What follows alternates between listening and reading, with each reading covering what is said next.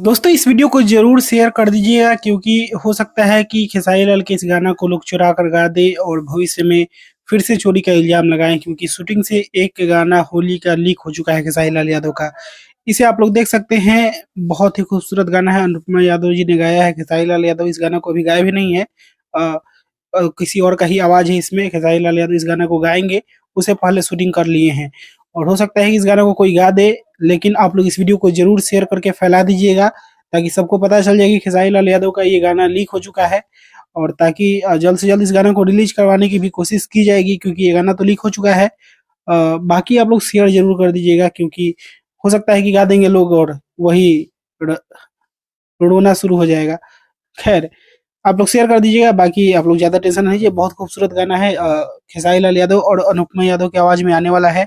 Yamini Singh video में है, shooting video कोई किसी ने वायरल कर दिया है, उसी में ऑडियो भी है। इस वजह से अब क्या कर सकते हैं। बाकी मैं मिलूंगा आप लोगों से एक नए वीडियो में, तब तक के लिए जय हिंद, जय भोजपुरी।